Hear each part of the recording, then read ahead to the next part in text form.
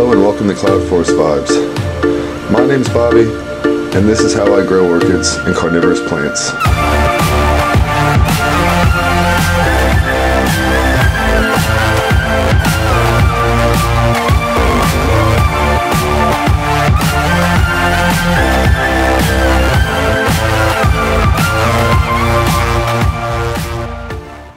Hello and welcome to Cloud Force Vibes. So today is a very special video. Today is a video that we're going to celebrate together 100 subscribers on this channel. I absolutely cannot thank you guys enough, and I cannot believe it really. This channel was started just out of a kind of a whim on the GVOS 2020 little virtual orchid show that we had, and from there I just kept going, and I really do enjoy making these videos. I enjoy showing you guys around and trying to teach you guys what little I know about growing orchids in a home and all that. So from the bottom of my heart, thank you all for subscribing. Thank you all for watching these videos. I have a lot of plans. I really do, like I said, really do enjoy this. So I've got a lot of things in the works to come, and I have a lot that I want to talk about over the next few months and just share with you guys. And again, I really love teaching, so if you guys ever have any questions or anything like that, please feel free. I love the banter, I love the comments, I love talking to you guys and figuring out how you guys grow, and you know, I learn a lot from you guys as well. I really do. So without further ado, let's go ahead and take a look what we're going to do today to celebrate. We're going to go through both greenhouses, the grow tents, I guess, or whatever you want to call it, and we're going to go find all the blooms, and I'm going to show you guys all the pretty stuff that we have out. We do have a lot of blooms, and that's how we're going to celebrate with each other. So once again, thank you so much. Here we go. Nice full bloom tour from both houses, and a big thank you from me here at Cloud Force Vibes. So this is as good a place to start as any. This is my first orchid ever. This is my mini Phalaenopsis. I think I got this thing from Home Depot or a department store of some sorts, hardware store of some sorts. And it's blooming really nice. It's actually pushed on an extra bud here. We've lost one and gained one, but it's still showing off, still doing its thing. I don't imagine these blooms will last too much longer, but we will have a slight extension of the blooming period, so that's great news. I have another thing here that's big news, but not quite a bloom, but I do have a spike forming on my Bellina. This one stalled and failed, but this one here is coming out, so before too long, hopefully with any luck, we will get some nice blooms off the Bellina. My white Phalaenopsis almost made it. The primary spike has died. I need to cut that off, but it's pushed out 2 branches, and each branch has 3 buds coming along. Oh, this one has 4, so we'll have another 7 flowers off of that here. I love this plant. It really is a beautiful Phalaenopsis hybrid. This one's still hanging in there. Again, probably not too much longer for this world, but this has 1 flower left, and it is a beauty. I do love this plant. So, working our way down a bit, we have our Maxillaria tenuifolia, which I am proud to say is still in bloom. The smell on this thing is just absolutely wonderful. It really does smell like fresh coconut. I've heard a lot of people say a lot of things, coconut cream pie and this, that, and the other, but to me, if you chop open a ripe, fresh coconut, that's exactly what this smells like. It really is an awesome bloom, and I can't tell you again how excited I am to be able to share this with you guys. Get this guy up here. Our Harryella, stop moving.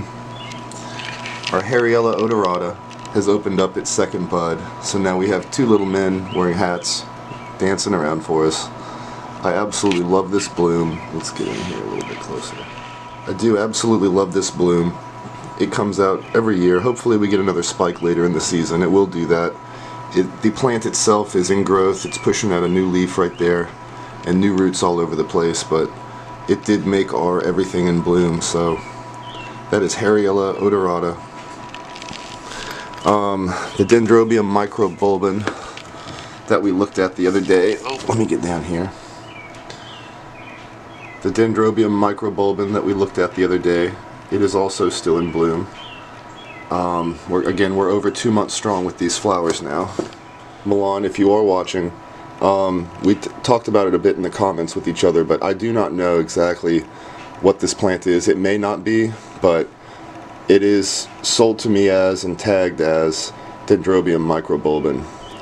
For all of you guys who don't read the comments and don't know, I guess these flowers might look a little bit different from what some people or all of you guys may think a Dendrobium microbulbin should look like, but it was sold to me as that, and the guy who sold it to me did say that there are two species that go under this name, and one's from Australia, one's from Sri Lanka. I do have the Sri Lankan variation, so that might be why it looks different. I do not know, but I do love this plant either way. Anyhow, on to our next one. The Dendrobium hemimelanoglossum has opened up all of its blooms. They are great. I have noticed that after about a few days, 4 or 5 days of being open, they do take on a very lemony scent, very citrus-like to me, which kind of matches the color in a way for me. It's really awesome. I do love these blooms. This was recommended to me by Lynn Smith. If you guys haven't checked out her channel yet, please do. She is awesome. She has so many cool plants. I'm so envious of her Dracula and Masdevallia collection. But yeah, she's great. Go check her out, guys. Yeah, that is my Dendrobium hemimelanoglossum, and that is, I believe, the last flower that we have in here. So we do have a couple things that didn't quite make it. We have this Encyclia tampensis here that's just going to burst any day, probably next week, I think. We have our Tolumnia over here that's in spike. I have a couple other things in spike, but I'm keeping those a secret for now. Anyhow, so that just about wraps up our blooms in here. So we're going to go ahead. Oh, no, I don't. I think I'm lying. So here in the corner, we've got our Lepanthes auriculata. And like I said, with Lepanthes, you almost always have blooms. That's one of the neat things about it. It's small, but it's there. I'll actually go ahead and throw a picture up of this one because it's much easier to view that way. But we've got buds on, flowers on, and this one is really growing strong.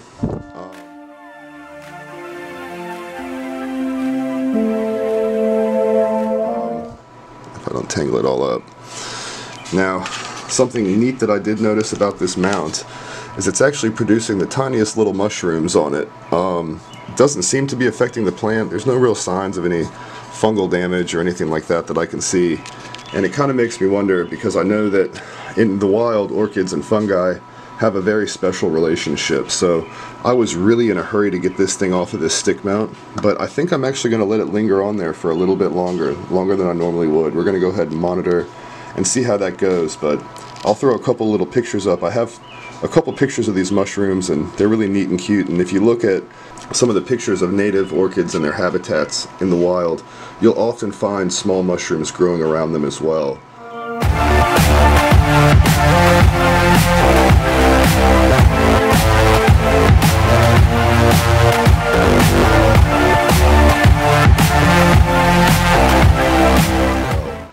There's a word for it. I will throw it up on the screen because I cannot think of it right now. I am absolutely tongue-tied. But they do have a relationship, and often orchids, when they're in their very infant stages, when they're sprouting from seedlings, they are absolutely 100% dependent on fungi to be able to survive. So, interesting fact and interesting theory about maybe why these little mushrooms are here. Hopefully it's not detrimental, but like I said, we're going to go ahead and monitor it and see how that one goes. So that's the last bloom for sure. We're going to go ahead and move over to the tank, and we're going to take a look. Okay, so we're here in the orchidarium. There is lots and lots of stuff in bloom, but a lot of it's real tiny. So what we're going to do is just a quick glance at it because it does look nice and pretty all put away. But I'm going to go ahead and pull individual plants out, and we're going to go ahead and look at the blooms that way because some of them are kind of tiny. So first and foremost, we have our Restrepia falkenbergii back in bloom. It only has a solitary bloom out this time, but this plant has been pushing on quite nicely in the orchidarium for the last few months, and I have real high hopes that one day this thing is just going to be covered in blooms, a lot more so than it has. I've had 3 blooms on this thing before, but no more. But every time it blooms, I mean every time it blooms, I am just thrilled about this plant. So another lovely specimen of Restrepia, and one of my most faithful blooming Restrepias by far. That is Restrepia falkenbergii. I hope you guys enjoy that one. I hope the camera's doing it justice. It's hard to get this one on film. So this lovely little Lepanthes is Lepanthes filamentosa. This plant's pushing on quite nicely as well. We have, this one's the best presenting one, but we have blooms on almost every leaf of this plant already, and it is doing really great. Everything has buds on. We've got 4 new growths pushing on quite nicely. This should be another species that is literally always in bloom. So a lovely splash of red and orange and a really, really nice plant. Our live moss in the back, I don't know if you can see that too well or not right now, but the live moss is doing really well. Let me pull it up closer, I guess. It's growing quite nicely, and I'm very hopeful that this thing is going to be a really nice green mount, but covered in blooms, as you see, and buds and everything, things to come. And that is just an awesome, awesome little Lepanthes species. Lepanthes filamentosa. Here we have another one of my absolute favorite Lepanthes in my whole collection. This is Lepanthes mariposa. This has proven to be one of the strongest blooming Lepanthes that I have in my collection. And even though they're not quite showing themselves right now, when I start to turn this thing, you guys are going to see. Absolutely covered in blooms on every flower, every growth. It's got double blooms in some spots.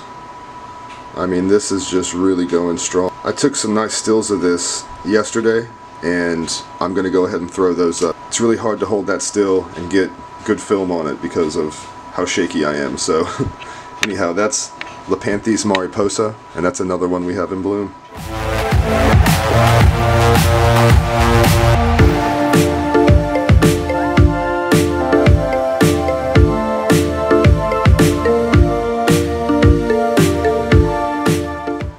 This is another one of my star performing Lepanthes. This is Lepanthes helicocephala, and if you flip this one around again, you will notice a plant that is absolutely covered in beautiful yellow and pink flowers. Lynn, this is the one that I recommended to you, and now you'll see why. This thing is always, oh gosh, this thing is always, always, always just covered, just like this, in flowers.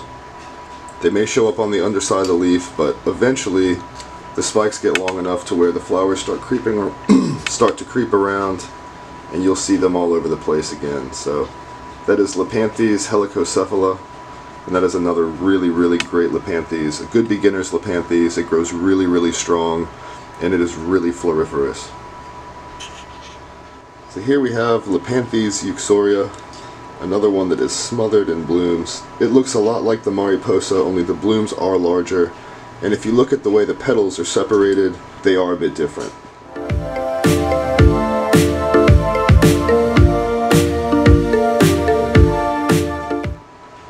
Very similar colors, very similar growth habit and blooming habit, and another one that grows profusely and blooms profusely in the cloud forest tank. Right here we have our Poroglossum portiae. This has several spikes on it, but only one in bloom. This is another new flower, just opened up about 2 days ago. It hasn't even opened up its lip yet. Its lip is closed, and the flower is turned 90 degrees that way. This has a habit of doing that. It will turn its flowers all sorts of weird directions when they open, but Poroglossum portiae, and that is another one we have in bloom. Awesome little flower.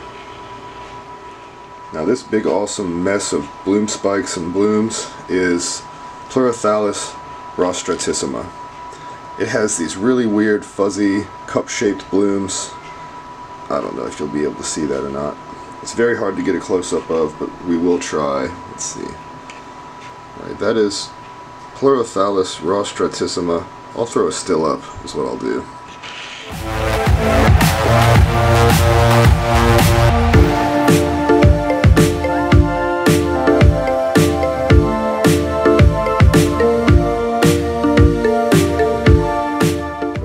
Always in bloom. I can't even count the spikes. It's got at least 12 spikes on it. It has a little bit of a rest every now and then where it blooms its head off, but this spike is progressing. It will bloom again.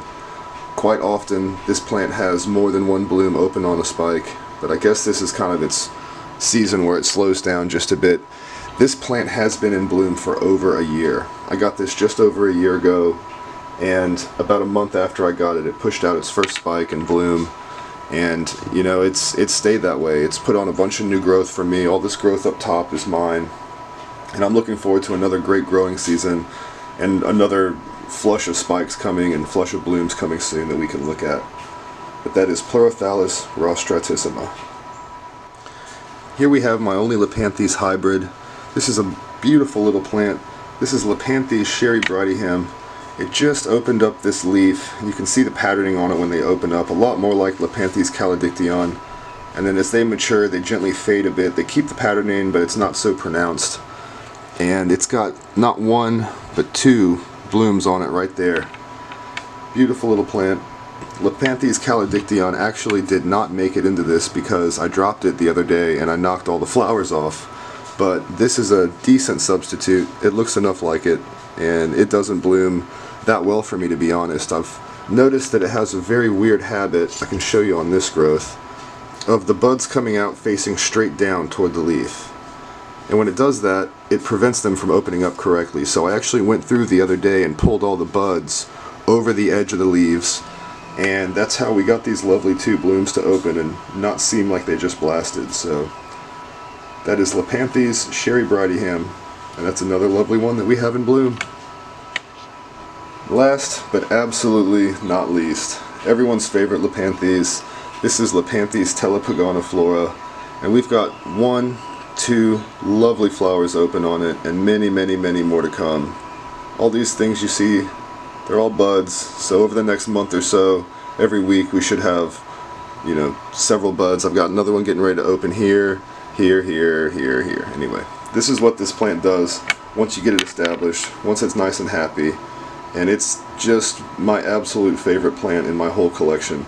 If I haven't convinced you guys to get this plant already, go ahead and do it. It's not a hard grower. If you keep 80% humidity or even close to it in your environment, or you can even supplement maybe a humidity tray or something under it, this would be an absolute great Lepanthes to begin your collection with. I highly recommend it. The flowers are big for a Lepanthes, and bright and beautiful, and I just can't tell you how much of a joy this plant really is to grow. Lepanthes telepogoniflora in bloom, almost as always. Very rarely does it ever take a break from being in flower, but when it does, usually it comes back in force like this. So we've had about 2 weeks off of blooms, and now we're about to have a month solid of beautiful orange flowers in the orchidarium. I know some of you guys might have been expecting to see the Bulbophyllum speciosum, but I'm sad to say that yesterday was the last day. We do have another one coming, so we will see this plant again soon. This bloom lasted about 6 days, not very long-lived. A lot of Bulbophyllums do that, but it was really nice while it lasted. I'm going to go ahead and put a quick picture up of it.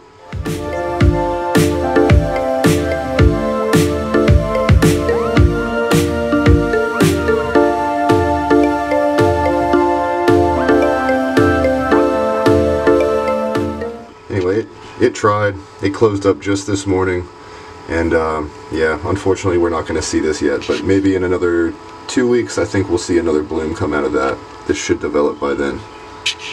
Anyhow, that concludes our thank you guys for 100 subscribers bloom tour, and I really do hope you guys enjoyed it. I hope you guys are staying safe. I really do appreciate you guys, each and every one of you, and I can't thank you enough for being a part of this channel. Again, I'm just getting going. I have so many plans and so many cool things to show you guys, and I just can't believe that you guys are interested and want to be a part of it. So this is all for you. Thank you guys so much. I just want to let you guys know how much I appreciate you and show you all these awesome blooms and things going on, and give you a nice little look around. So until next time, please stay safe. Thank you so much again, and happy growing.